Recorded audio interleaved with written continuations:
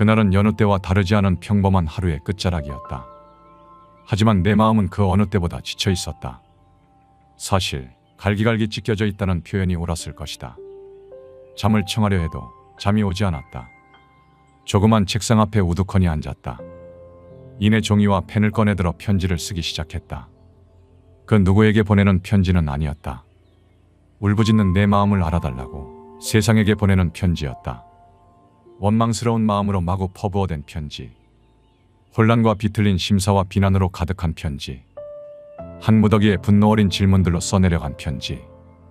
대체 내가 무슨 짓을 했기에 늘 이렇게 고통스러운 삶을 살아야 한단 말인가. 그 누구도 대답해 줄 수 없고 대답해 주는 이 없는. 스딧은 마지막 질문을 휘갈기고 펜을 내던졌다. 하지만 잠시 후 나는 내 두 눈을 의심했다. 내 손은 종이 위에 그대로 놓여 있었다.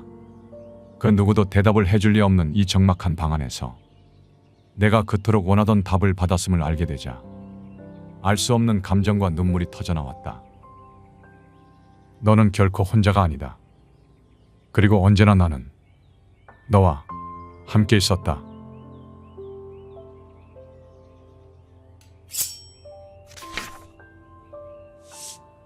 우연의 일치. 우주에는 어떤 우연의 일치도 존재하지 않는다. 나는 너의 마음이 울부짖는 걸 들어왔다. 나는 너의 영혼이 찾아 헤매는 걸 봐왔다. 나는 너가 얼마나 간절히 진리를 바랐는지 안다. 너는 고통 속에서 그것을 달라고 소리쳤으며 기쁨 중에도 소리쳤다. 너는 끝없이 내게 간청해왔다. 나를 보여주고 나를 설명해주고 나를 드러내달라고. 지금 여기서 나는 그렇게 하고 있다. 그러니 이제 앞으로 나아가라. 무엇이든 다 내 힘껏 대답해 주리라. 어떤 질문을 던지기만 하고 대답을 듣지 못할 수도 있다.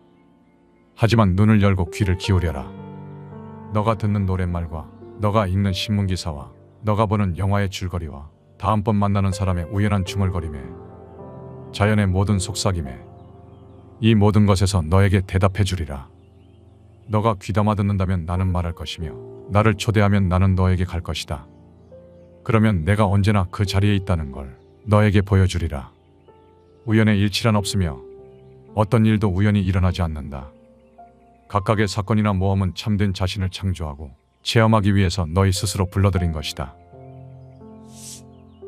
사랑의 한 끝. 너희는 환상 속에 살고 있으며 그 때문에 두려움에 시달린다.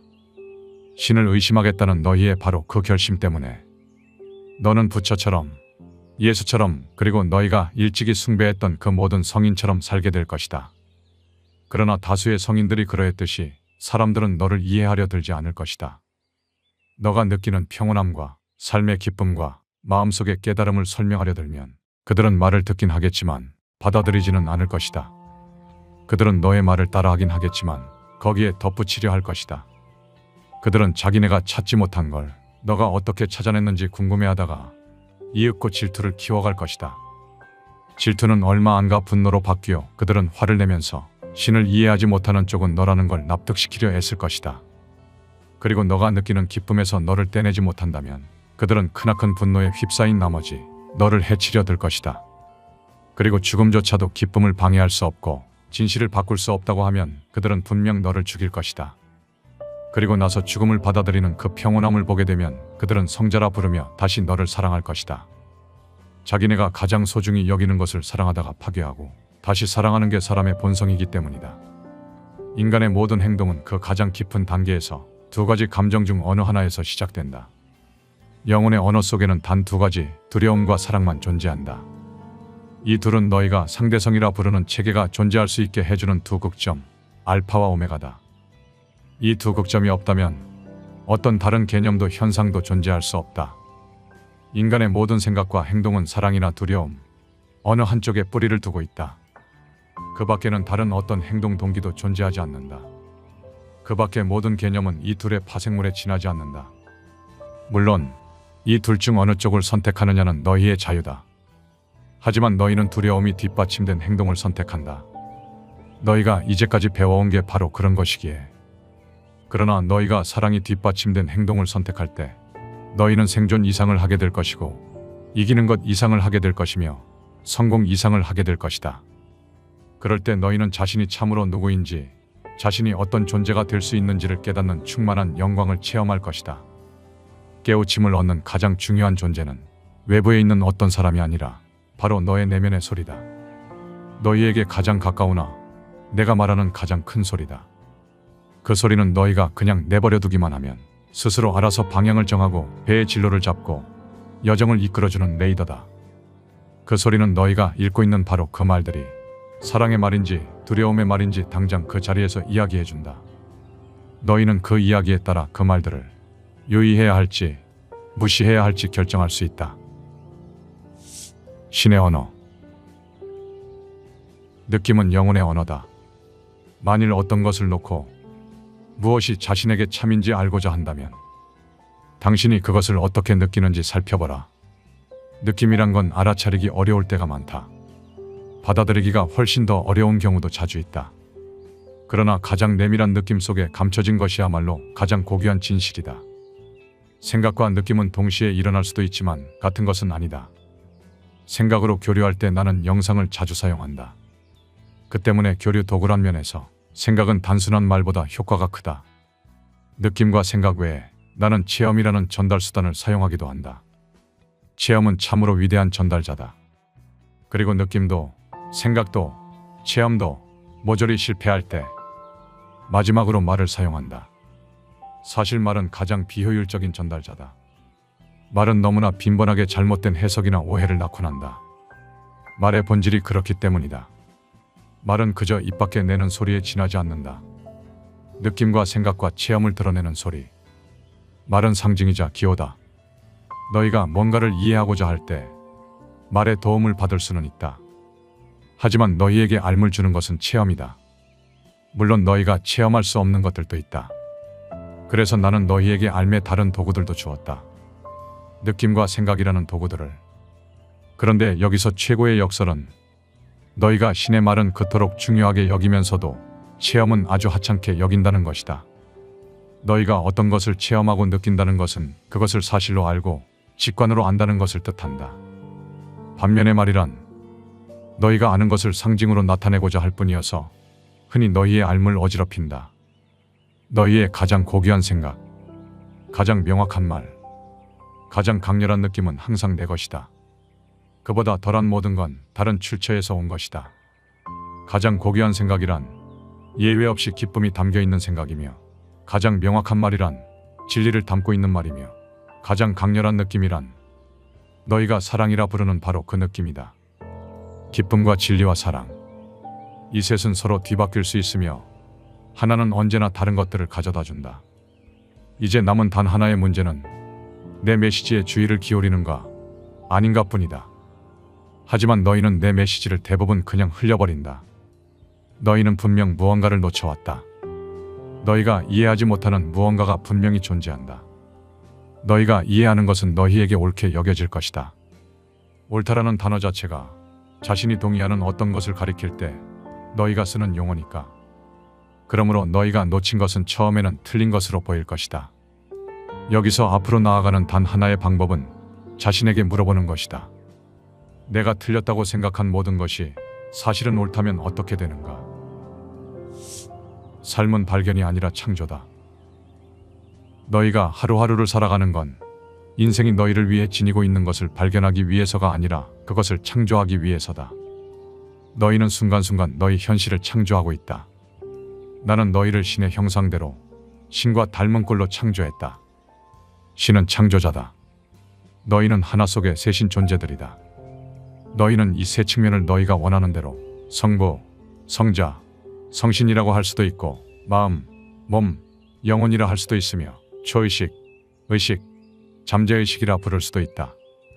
창조는 이 세 개의 부분들에서 진행되는 과정이다. 달리 말해 너희는 세 가지 차원에서 창조한다. 생각과 말과 행동은 이 창조의 도구들이다. 모든 창조는 생각에서 시작된다. 그러고 나면 모든 창조는 말로 옮겨간다. 마지막으로 모든 창조는 행동에서 완료된다. 너희가 생각은 하지만 한 번도 말하지 않는 것은 한 차원에서만 창조한다. 너희가 생각하고 말하는 것은 또 다른 차원에서 창조한다. 너희가 생각하고 말하고 행동하는 것은 너희 현실에 구현된다. 너희가 진정으로 믿지 않는 어떤 것을 생각하고 말하고 행하기는 불가능하다. 그러므로 창조 과정에는 반드시 믿음, 즉 깨달음이 들어가야 한다. 이것은 소망 너머에 있으며 확실성에 대한 깨달음이다. 따라서 창조에는 언제나 깨달음이 수반된다. 깨달음이란 본능적인 명확성, 완벽한 확실성, 어떤 것의 현실성에 대한 완벽한 인정이다. 깨달음의 자리는 믿을 수 없을 정도로 강력한 감사의 자리다. 그것은 미리 하는 감사다. 그리고 창조하기 전에 창조한 것에 대해 감사하는 이것이야말로 창조의 최대 열쇠일 것이다. 그 같은 당연시는 신이 격려하는 것이기도 하다. 그것은 깨달음의 확실한 표지다. 너희가 창조하고 또 창조했던 모든 것을 찬양하고 즐겨라. 그것의 일부를 거부하는 건 자신의 일부를 거부하는 것이다. 그것을 비난하지 마라.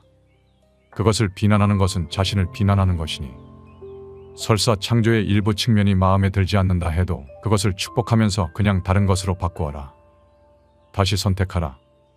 새로운 생각을 하고 새로운 말을 하고 새로운 행동을 하라. 새로운 현실을 불러내라. 그러면 온 세상이 너를 따를 것이다. 너가 생각하는 것이 무엇이든, 너가 말하고 행동하는 게 무엇이든 체험에 시동을 걸고 그 체험들을 불러내며 그것을 너에게 가져와라. 우주가 아는 작동법은 이것 외에 다른 방법은 없다. 너희는 이미 신이다. 생각에는 창조하는 힘이 있다. 하지만 너희는 두려움으로 가득 차 있었다. 그래서 자신을 지킬 수 있는 가장 큰 환상을 창조해냈다. 신은 심판하거나 벌을 주지 않는다. 신은 너희가 원하는 것을 원한다. 너희는 자신이 상상하는 건 무엇이든 될 수 있고 무엇이든 가질 수 있다. 두려워하지 마라. 감정은 끌어당기는 힘이 있다. 두려움은 너희에게 가장 두려워하는 걸 체험하게 할 것이다. 명심해라. 존재하는 건 오직 사랑뿐이다. 그것만이 유일하고 그것만이 전부다. 사랑의 감정은 너희가 신을 체험하는 것이다. 지고한 진리 중에 지금 존재하고 일찍이 존재했으며 앞으로도 영원히 존재할 것은 사랑뿐이다. 너희가 절대계로 들어갈 때 너희는 사랑 속으로 들어가는 것이다. 내가 상대계를 창조한 것은 나 자신을 체험하기 위해서였다. 상대계는 너희와 내가 우리 자신을 체험으로 알기 위해서 지어냈고 지금도 지어내고 있는 창조된 현실이다. 그 창조물은 흡사 진짜처럼 보인다. 그것을 창조한 목적 자체가 우리가 그것을 실제 존재하는 것으로 받아들이도록 하는 데 있었기 때문이다. 나는 단순히 너희가 신이라는 개념을 알려주기보다 너희 스스로 신이 되는 쪽을 택할 수 있는 환경을 만들어냈다. 상대계를 창조하면서 나는 가장 먼저 나 자신의 대립물을 창조했다. 그 영역에서 존재가 자리 잡을 수 있는 장소는 오직 두 곳, 두려움과 사랑뿐이다. 두려움에 뿌리박은 생각들은 또 다른 종류의 드러냄을 만들어낸다. 이 행성 위를 걸었던 선각자들은 상대계의 비밀을 발견한 사람들이었다. 따라서 그것의 실체성을 인정하지 않았다. 선각자들은 어떤 경우에도, 어떤 순간에도, 어떤 환경에서도 오직 사랑만을 선택한 사람들이다. 너희는 배워야 할 어떤 것도 갖지 않은 채 지금의 삶 속으로 들어왔다. 너희는 이미 알고 있는 걸 밝히기만 하면 된다. 그것을 밝힘으로써 너희는 그것이 제 기능을 다하게 만들고 자신의 체험을 통해서 자신을 새롭게 창조할 것이다. 그렇게 해서 너희는 삶을 정당한 것으로 만들고 그것에 목적을 부여한다. 그렇게 해서 너희는 삶을 거룩한 것으로 만든다. 너희는 이미 신이다. 단지 그것을 지금까지 알지 못했을 뿐이다. 영상의 일부 내용은 신과 나눈 이야기 일편과 지식의 서재 개인 견해를 담았다. 당신은 신이 존재한다고 생각하는가? 신의 존재를 부정해오던 지난날을 비웃기라도 하듯 우리가 존재하는 세상은 반드시 그래야만 하는 이유가 있는 듯이 우연의 일치라고 하기엔 너무나도 정교하게 만들어져 있다. 이 책을 펴낸 작가인 닐 도널드 월시와 신이라 주장하는 존재의 대화는 1992년부터 시작되어 1995년까지 3년간 지속되었다. 그가 주장했던 신과의 대화는 매일 새벽 4시 30분경 자신이 던진 질문에 대한 답변을 기다린 후 그것을 글로 써 받아 적는 것이었다. 물론 한간에서는 이 책의 일부 내용을 보고 신의 이름을 빌려온 한낱 사기꾼의 책이라고 평가하기도 한다. 아마 누구라도 이런 의문을 품을 수밖에 없을 것이다. 신이란 그만큼 두려움과 경외심을 자극하는 존재일 것이다. 하지만 나는 거부감과 두려움을 가질 필요는 없다고 판단했다. 이것이 나에게 정말 필요한 이야기인가를 판단할 수 있는 분별력만 갖출 수 있다면 어떠한 책에서도 얻어갈 수 있는 교훈이 분명 존재한다. 신과 나눈 이야기 1편에서 3편을 합친 완결편. 신이 말해준 것에서 신은 우리에게 가장 먼저 주고 싶은 메시지를 전한다. 그 메시지는 너희는 나를 완전히 오해하고 있다였다. 우리가 항상 느끼고 의문을 갖고 있었지만 그 해답을 찾을 수 없던 질문들, 그것에 대한 색다른 대답을 이 책의 시리즈를 통해 어느 정도 받을 수 있었다. 책에서 주장한 것처럼 우리가 이미 신이자 창조주라면, 그리고 그것을 잊고 있었을 뿐이라면 당신은 신인 척하는 인간인가? 아니면 인간인 척하는 신인가? 다음 편에서는 신과 나눈 이야기 2편으로 찾아오겠다.